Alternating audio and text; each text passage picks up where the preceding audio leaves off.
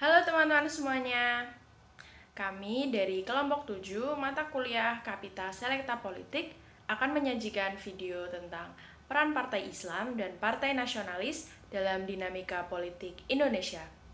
Simak video kami ya.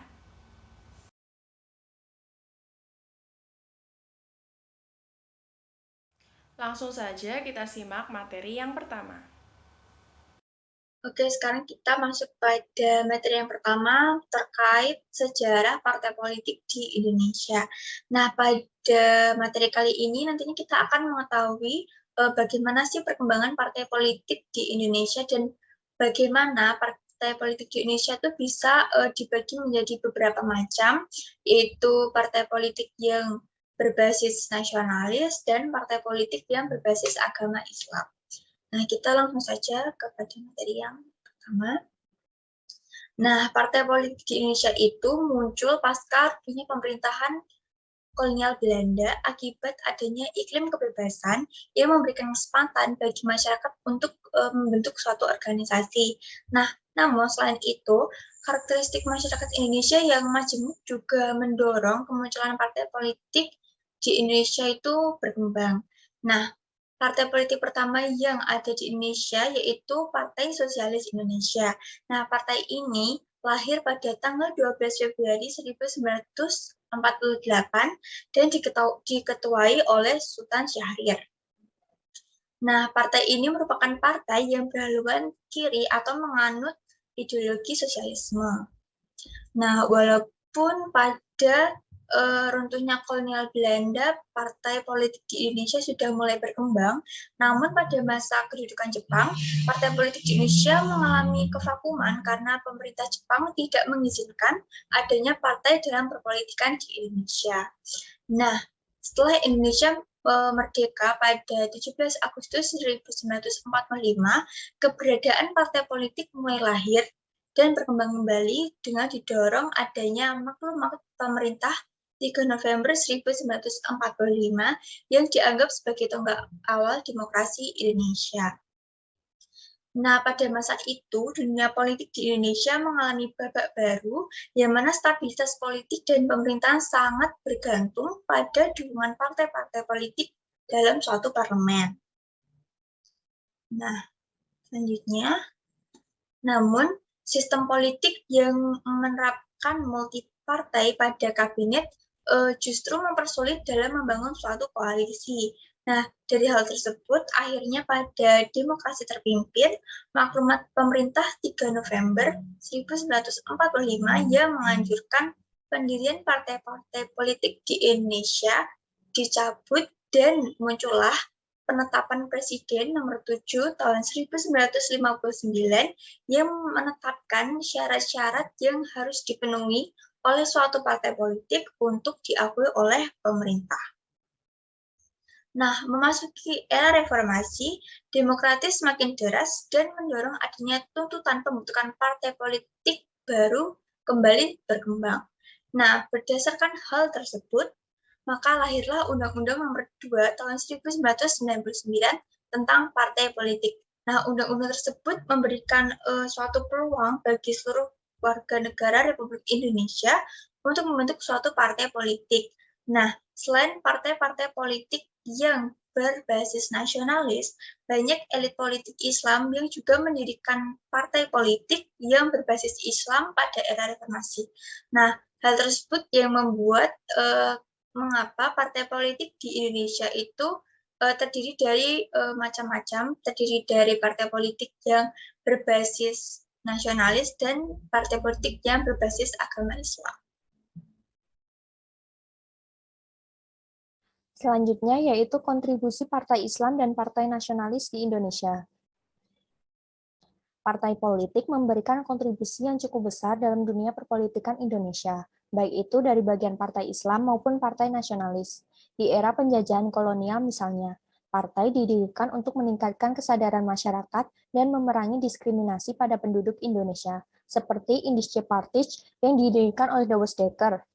Pada masa menjelang kemerdekaan, tokoh partai politik berkontribusi dalam menyumbangkan gagasan mengenai dasar-dasar negara dalam sidang BPUPKI.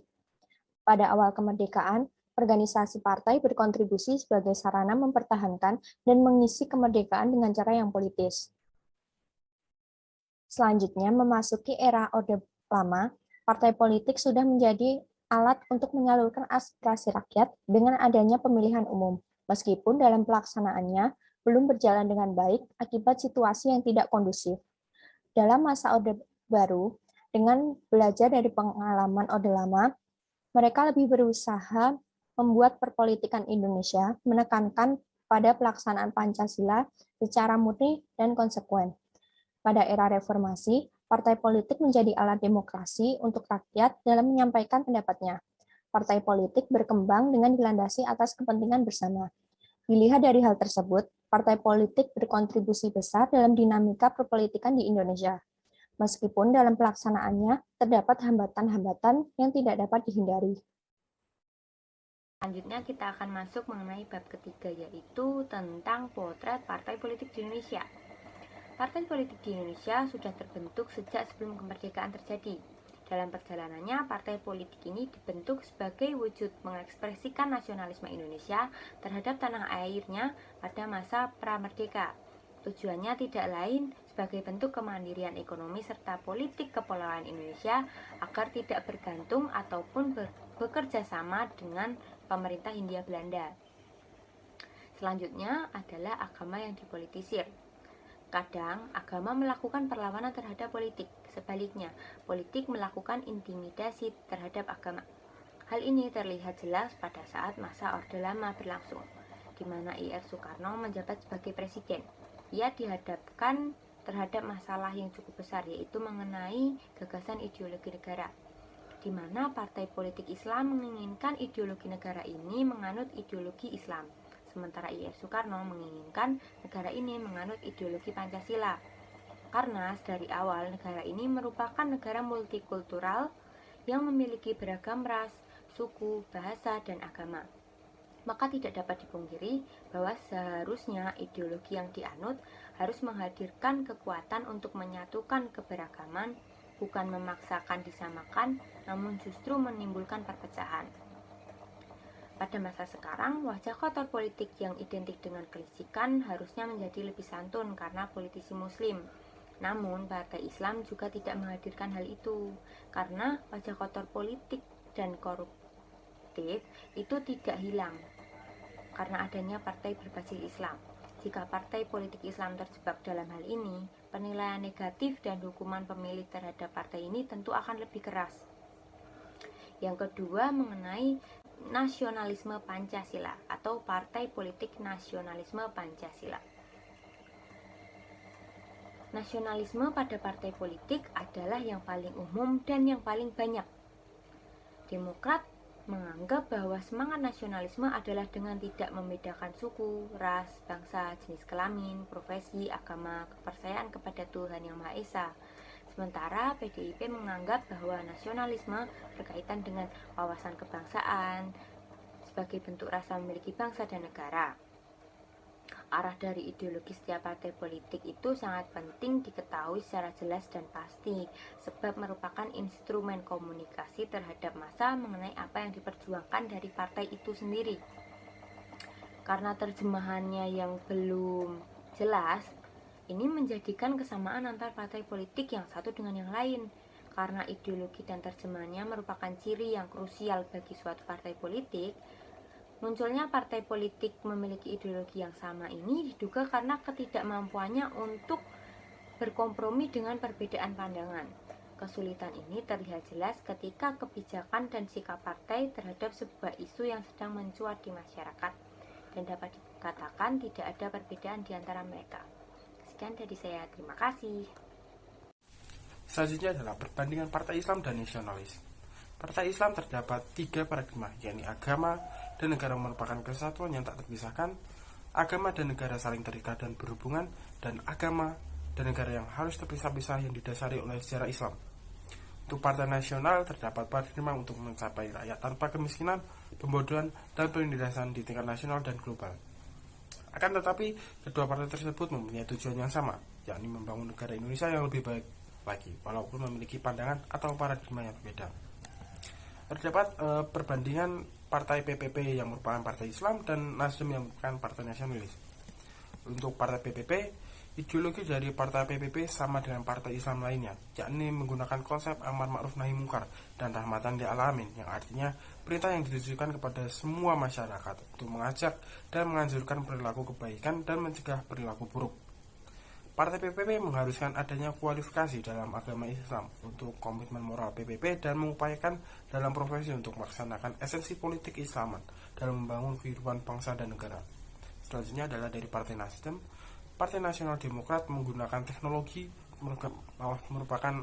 menggunakan ideologi nasionalis yang menurut Partai Demokrat diinterpretasikan sebagai tidak membedakan ras, suku, bangsa, jenis kelamin, profesi, agama, dan kepercayaan kepada Tuhan Yang Maha Esa.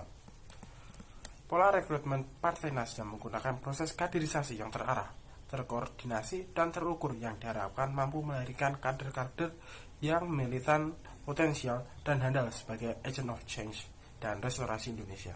Jadi kesimpulannya, partai politik di Indonesia muncul pasca runtuhnya pemerintahan kolonial Belanda. PSI merupakan partai politik pertama yang ada di Indonesia. Partai politik memberikan kontribusi yang cukup besar dalam dunia perpolitikan di Indonesia. Baik itu dari bagian partai Islam maupun partai nasionalis, banyak yang terlibat dalam penanganan persoalan-persoalan yang dihadapi bangsa Indonesia. Lahirnya partai politik di Indonesia memberikan warna terhadap dinamika politik yang terjadi di Indonesia, baik warna buram maupun terang. Namun, political religion atau agama yang dipolitisir kerap kali menimbulkan konflik dalam bernegara. Perbedaan pandangan antar partai dalam menerjemahkan nasionalisme atau ideologi Pancasila juga bisa mengarah kepada konflik politik. Walaupun partai Islam dan partai nasionalis memiliki pandangan yang berbeda, tetapi mereka memiliki satu tujuan yang sama, yakni membangun negara Indonesia yang lebih baik lagi. Bagaimana teman-teman? Apakah sudah paham tentang partai Islam dan partai nasionalis dalam dinamika politik di Indonesia?